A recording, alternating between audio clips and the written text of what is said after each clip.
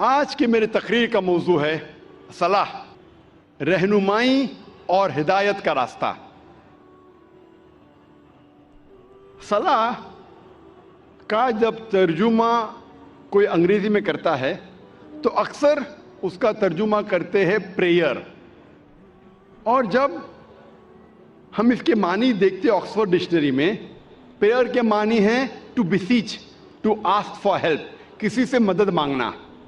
یہ ترجمہ صلاح کا صحیح نہیں ہے۔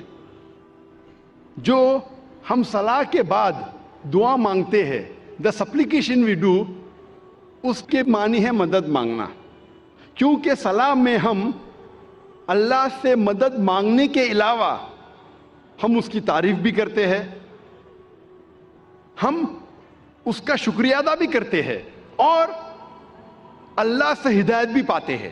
اسی لیے ٹو پرے، مدد مانگنا، صلاح کا پورا ترجمہ نہیں ہے اور ہم اسے صحیح نہیں کہہ سکتے۔ اردو میں جو ہم ترجمہ کرتے ہیں نماز، یہ پرشین لفظ سے آتا ہے، اسے کہتے ہیں بندگی۔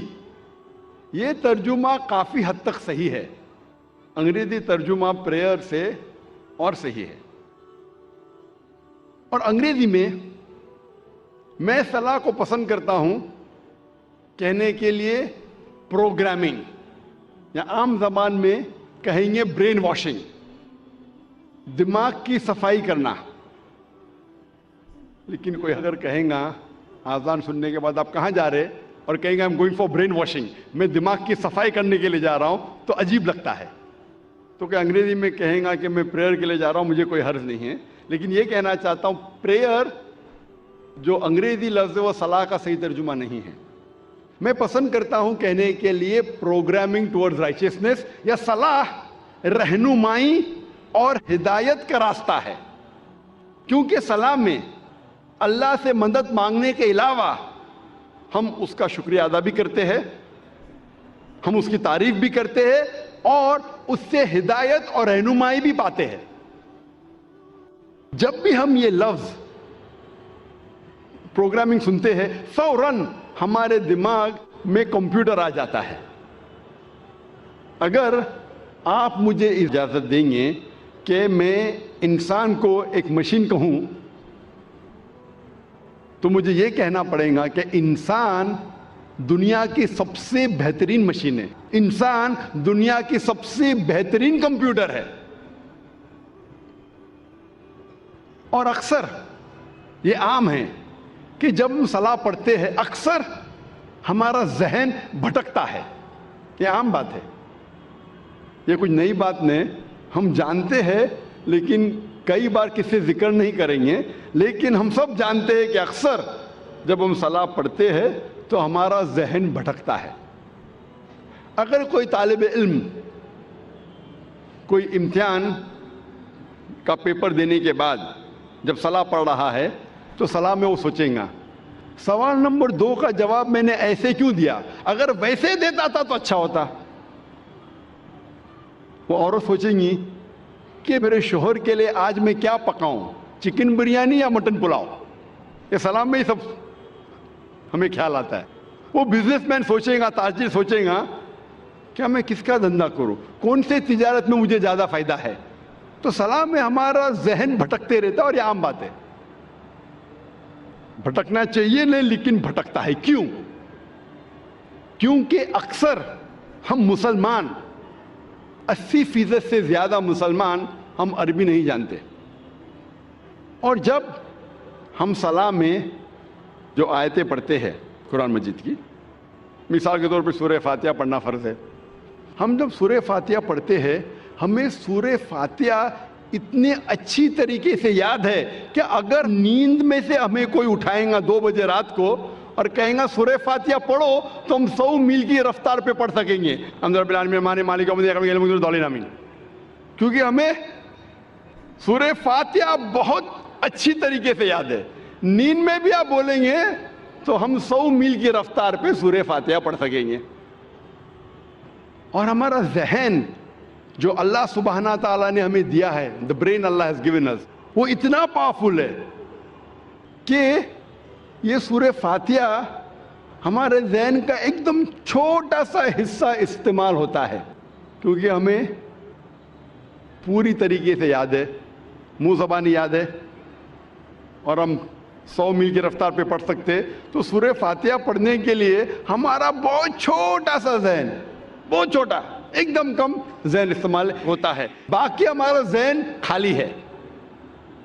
An empty brain is a devil's workshop. یہ انگریزی میں کہاوت ہے کہ خالی دماغ شیطان کا کارخانہ ہے. خالی دماغ شیطان کی فیکٹری ہے.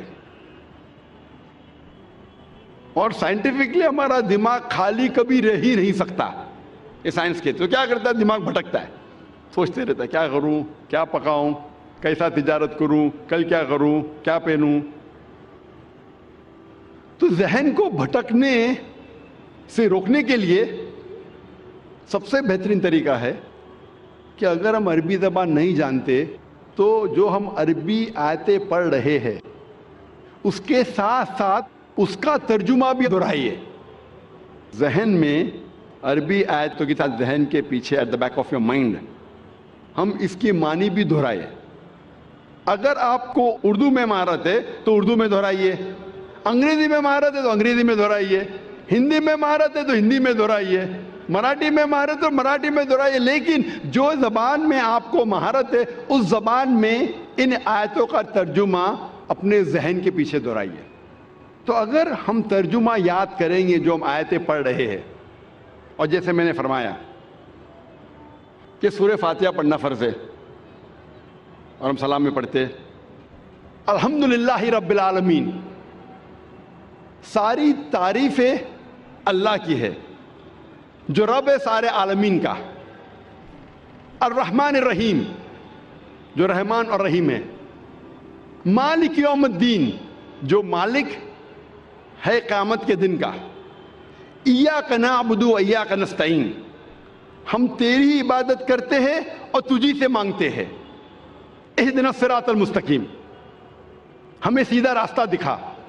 صراط الذین انعمت علیہم غیر المغضوب علیہم ولا الضالین، وہ راستہ جن لوگوں پہ تو نے انعام فرمایا اور جو بھٹکے ہوئے نہیں ہیں. تو جب ہم سورہ فاتحہ پڑھ رہے ہیں اس کے ساتھ ساتھ اگر ترجمہ دہرائیں گے تو انشاءاللہ ہمارا ذہن نہیں بھٹکے گا. لیکن جب آپ کو عادت ہو جائیں گی ترجمہ دہرانے کی، یہ بھی میکینیکل ہو جائے گا. ابھی آپ کا ذہن کا تھوڑا اور حصہ استعمال ہو رہا ہے لیکن یہ بھی میکینیکل ہو جائے گا. آپ سورہ فاتحہ کے ساتھ ساتھ اس کا ترجمہ بھی 100 میل نہیں تو کم از کم 90 میل کی رفتار پہ دہرا سکیں گے. لیکن ابھی کیونکہ ذہن کا کچھ اور حصہ استعمال ہو رہا ہے، آپ کا ذہن بھٹکے گا لیکن کم بھٹکے گا. تو ذہن کو بھٹکنے سے روکنے کے لیے آپ کو کیا کرنا چاہیے؟ ترجمے کے ساتھ ساتھ اس ترجمے کے معنی پہ کانسنٹریٹ کرنا چاہیے، توجہ دینا چاہیے. اگر عربی کے ساتھ اگر ترجمہ دہرا رہے ہیں اور اس ترجمے کے معنی پہ توجہ دیں گے تو آج کی سائنس یہ کہتی ہے کہ ہمارا برین اتنا پاورفل ہے کہ ہم ایک ساتھ 2 3 4 کام کر سکتے ہیں. مثال کے طور پہ اگر کوئی گاڑی چلا رہا ہے، شروع میں جب گاڑی چلاتا ہے پوری توجہ دیتا ہے، آپ اس سے بات نہیں کر سکتے. لیکن جب اسے عادت ہو جاتی ہے 1 مہینے 2 مہینے بعد تو گاڑی چلاتے چلاتے آپ سے بات بھی کر سکتا ہے. آدھا دھیان گاڑی پہ، آدھا دھیان بات پہ. ہمارا ذہن بہت پاورفل ہے. لیکن آج کی سائنس یہ کہتی ہے کہ کوئی بھی انسان 100% 2 چیز پہ دھیان نہیں دے سکتا ہے. 50% 2 چیز پہ دے سکتا ہے، 60% 40% دے سکتا ہے، 80% 20% دے سکتا ہے، 90% 10% دے سکتا ہے. لیکن 100% 2 چیز پہ دے ہی نہیں سکتا. تو عربی آیت کی تلاوت کرنے کے ساتھ ساتھ اگر ترجمہ دہراتے ہیں، اس ترجمہ پہ آپ کانسنٹریٹ کرتے ہیں، دھیان دیتے ہیں 100%، जितना आप ध्यान देंगे उतना कम आपका जहन भटकेगा। अगर 100% ध्यान देंगे तो इंशाअल्लाह आपका जहन कभी भी नहीं भटकेगा। तो इसीलिए जहन को भटकने से रोकने के लिए ये ज़रूरी है कि जो भी आयतों की आप तिलावत करते हैं कुरान मजीद में, जो भी अल्लाह के रसूल फरमाते हदीस में जो में पढ़ना चाहिए सलाह में, उसकी मानी आप जानें और उस मानी पे तवज्जो देंगे 100%, तो इंशाअल्लाह आपका जहन कभी भी नहीं भटकेगा। अल्लाह ताला फरमाते हैं, और इस तकरीर के शुरू में मैंने कुरान मजीद की एक आयत की तिलावत की थी, सूरह अनकबूत सूरह नंबर 29 आयत नंबर 45 में अल्लाह ताला फरमाते, उतलू मा उहिया इलैका मिनल किताबी वाक़िमुस सलाता इन्ना सलाता तन्हा अनिल फ़ाहिशाइ वल मुनकर। तिलावत करो उन आयतों की जो मैंने नाजिल की है इस किताब में, वाक़िमुस सलाता, और सलाह को कायम करो। इन्ना सलाता तन्हा अनिल फ़ाहिशाइ वल मुनकर, बेशक सलाह फाहिशी और बुरे कामों से रोकती है। कुरान मजीद में अल्लाह ताला फरमाते हैं क्या बेशक सलाह फाहिशी और बुरे कामों से रोकती है, जिसे मैं कहता हूं हिदायत का रास्ता, प्रोग्रामिंग टुवर्ड्स राइचियसनेस। सलाह द प्रोग्रामिंग टुवर्ड्स राइचियसनेस, सलाह रहनुमाई और हिदायत का रास्ता। सलाह हमें प्रोग्राम करती है सही रास्ते की तरफ। और हम जानते हैं कि सूरह फातिहा के बाद हम कुरान मजीद की चंद आयतों की तिलावत करते हैं। मिसाल के तौर पे सूरह फातिहा के बाद इमाम तिलावत कर रहा है सूरह माइदा की आयत, सूरह नंबर 5 आयत नंबर 90, जहाँ अल्लाह ताला फरमाते, या अय्युहल्लज़ीना आमनू, ए ईमान वालो, इन्नमल खम्रु वल मैसुरु, बेशक शराब और जुआ, वल अंज़ाबु वल अस्लामु, बुत परस्ती और फांसे फेंकना, रिज्सुम मिन अमली शैतान, ये शैतान के हथकंडे हैं, फज्तनिबू लअल्लकुम तुफ्लिहून, इन हथकंडों से दूर रहो ताकि तुम फलाह पाओ। यहाँ सलाह में हमें हिदायत मिल रही है कि शराब मत पियो, जुआ मत खेलो, बुत परस्ती मत करो, फांसे मत फेंको, ये शैतान के हथकंडे हैं, इनसे दूर रहो ताकि आप फलाह पाओ। अल्लाह हमें हिदायत दे रहा है सलाह में। हो सकता है कि सूरह फातिहा के बाद इमाम साहब सूरह माइदा सूरह नंबर 5 आयत नंबर 3 की तिलावत करते हैं, जहाँ अल्लाह ताला फरमाते, हुर्रिमत अलैकुमुल मैततु वद्दमु वलहमुल खिंजीर वमा उहिल्ला लिगैरिल्लाह बिही, हराम में आपके लिए मरा हुआ गोश्त, खून, खिंजीर सूअर का गोश्त और गैर अल्लाह का खाना, अल्लाह के अलावा किसी और का नाम लिया हुआ खाना, यह आपके लिए हराम है। यहाँ हमें हिदायत मिल रही है कि मरा हुआ गोश्त, खून, खिंजीर, गैर अल्लाह का खाना आपके लिए हराम है। हो सकता है कि सूरह फातिहा के बाद इमाम साहब तिलावत करते हैं सूरह बकरा सूरह नंबर 2 आयत नंबर 188 की आयत, जहाँ अल्लाह ताला फरमाते कि अपने पैसे का इस्तेमाल मत करो जज को रिश्वत देने के लिए।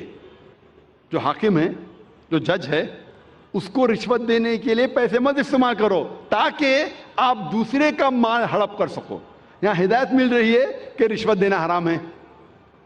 हो सकता है कि इमाम साहब सूरह फातिहा के बाद तिलावत करते हैं सूरह इसरा की आयत, सूरह नंबर 17 आयत नंबर 23 और 24, जहाँ अल्लाह ताला फरमाते हैं कि अल्लाह की इबादत के बाद आपको अपने वालिदैन के साथ अच्छा सलूक करना चाहिए, और अगर एक या दोनों ज़ईफ हो जाए तो उनको उफ तक मत कहो और उनके साथ अच्छा बर्ताव करो और दुआ करो अल्लाह से क्या इन पर रहमत बरसाए जिस तरीके से उनने बचपन में मेरी परवरिश की।